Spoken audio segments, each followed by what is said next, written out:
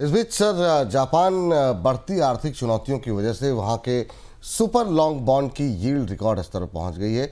हाल में जापान के 20 साल के बॉन्ड के ऑक्शन में सुस्त रिस्पांस के बाद उसके सुपर लॉन्ग बॉन्ड की यील्ड में जोरदार बढ़ोतरी हुई। 20 साल के बॉन्ड के ऑक्शन में 2012 के बाद सबसे ठंडा रिस्पांस देखने को मिला था।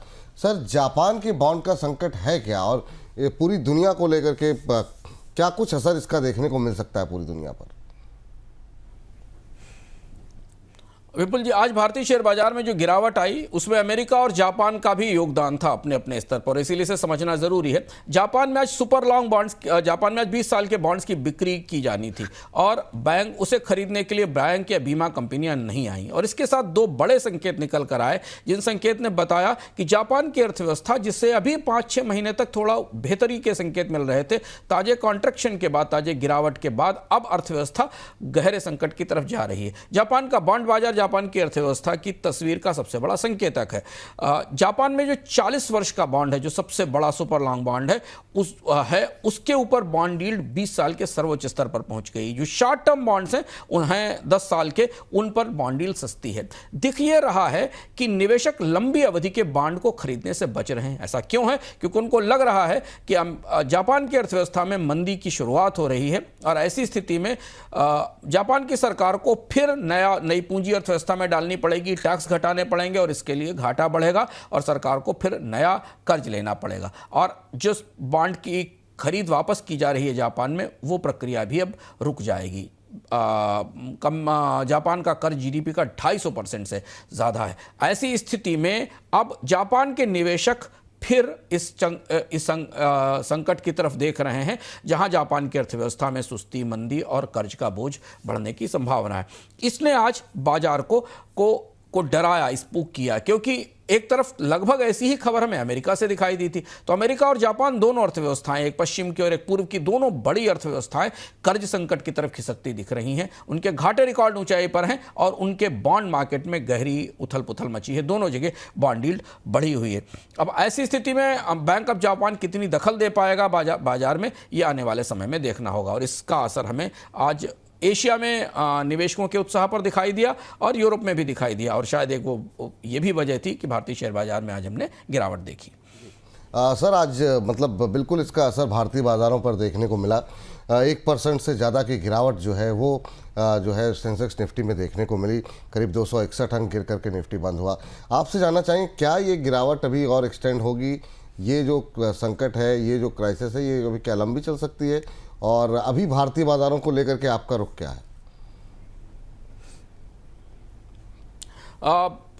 विपुल, दो अंतर्राष्ट्रीय घटनाक्रम हैं जिन्होंने बाजार के मिजाज को या उसका टेस्ट खराब किया। एक अमेरिका में कर्ज संकट और अमेरिका के बॉन्ड की रेटिंग का डाउनग्रेड, और जापान में आज बॉन्ड आने के बाद आया संकट। ये फिर वापस अंतर्राष्ट्रीय स्तर पर कर्ज की, ब्याज की और बॉन्ड की साख की रेटिंग की समस्या पैदा कर रहे हैं। दूसरी तरफ दो और घटनाक्रम थे जिन्होंने आज बाजार का मिजाज खराब किया। अमेरिका ने कहा कि अगर हमसे व्यापार संधि नहीं की गई तो हम सख्त कार्रवाई करेंगे देशों के खिलाफ, यानी फिर व्यापार युद्ध की संभावना बनती दिखाई दी। इजराइल के साथ शांति की परिस्थिति नहीं बनी, आज इजराइल ने गाजा में फिर एक्टिविटी की। तो ये कुछ ऐसे घटनाक्रम थे जिन्होंने बाजार को ठहरने और नहीं दिया। दूसरी बड़ी चीज है कि अगर गंभीरता से आप बाजार के अंदर जाएं और चार्ट्स पढ़ने की कोशिश करें तो आपको दिखता है कि निवेशक रुकने को तैयार नहीं है, धैर्य में नहीं है। उनको लग रहा है कि जितनी बेहतर बढ़ोतरी इस समय दिख रही है उस पर मुनाफा वसूली कर ली जाए, और इसलिए आज सारे हैवी वेट स्टॉक्स में हमने देखा एक क्रॉस द बोर्ड सारे सेक्टर्स में जो तेजी आई थी पिछले 2-3 दिनों में, 4 दिनों में, उसकी बड़ी मुनाफा वसूली की गई, और इसलिए बाजार में हमें इतनी बड़ी गिरावट दिखाई दी। और अगर जो निफ्टी के लेवल्स की चर्चा करते हैं तो निफ्टी के लेवल्स को लेकर लगातार पूरे दिन भर इस बात की चर्चा होती रही कि क्या बाजार एक निश्चित 25,000 के लेवल के ऊपर से टिकेगा कि नहीं, और ऐसा नहीं हो पा रहा है। इसका मतलब यह है कि बाजार की अंतर्धारणा में अभी निवेशकों का भरोसा नहीं बन रहा है। और अंतिम बात यह कि विदेशी निवेशक जो 2-3 दिन पहले तक थोड़ी बेहतर परिस्थिति में थे,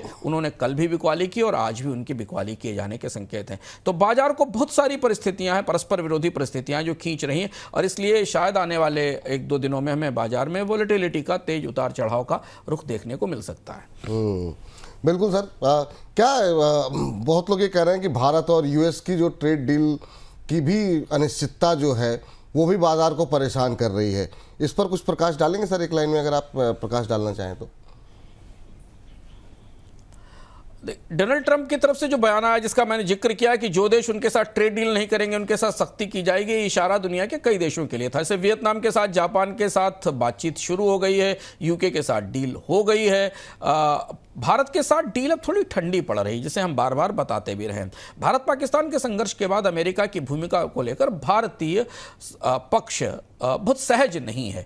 हालांकि व्यापार वार्ताएं चल रही हैं, भारत के अधिकारी वहां मौजूद हैं, लेकिन अब उतनी गर्मजोशी, उतना उत्साह नहीं दिख रहा है। भारत की कोशिश ये थी कि अमेरिका के साथ तात्कालिक तौर पर एक छोटी वर्किंग डील कर ली जाए, जिससे कि जुलाई से टैरिफ की वापसी ना हो, क्योंकि अब जुलाई करीब आ रहा है। और डोनाल्ड ट्रंप की अगर उस 90 दिन की समय सीमा को देखा जाए तो उस पर लोगों की निगाहें और बाजार की निगाहें हैं कि जिन देशों के साथ अगर संधि नहीं हुई, उन देशों पर क्या टैरिफ लगाए जा सकते हैं। यह आशंका इसलिए भी विपुल जी मजबूत होती दिखती, जिसका असर आज हमें बाजार के सेंटिमेंट पर दिखाई दिया कि अमेरिका में बजट घाटा रिकॉर्ड ऊंचाई पर है।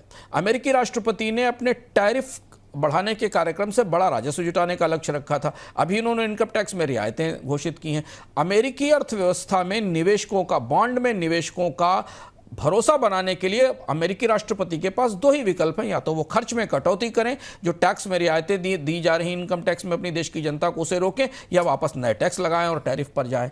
तो ऐसी स्थिति में यह भी माना जा रहा है कि अगर जिन देशों के साथ सहमति नहीं बनी, वहां फिर डोनाल्ड ट्रंप वापस लौट सकते हैं और टैरिफ बढ़ा सकते हैं। ये एक खतरा है जो बाजार को पर दबाव बनाए हुए है। तो भारत और अमेरिका के बीच बातचीत तो चल रही, लेकिन बहुत उत्साही खबरें आने के संकेत नहीं। आज उम्मीद थी कि शाम तक कुछ खबर आएगी, रात तक शायद कोई खबर आए भारत और अमेरिका के बीच में व्यापार संधि को लेकर आगे बढ़ने की, लेकिन अब वो गर्मजोशी नदारद है और ये भी एक चिंता की वजह बाजार के लिए हो सकती है।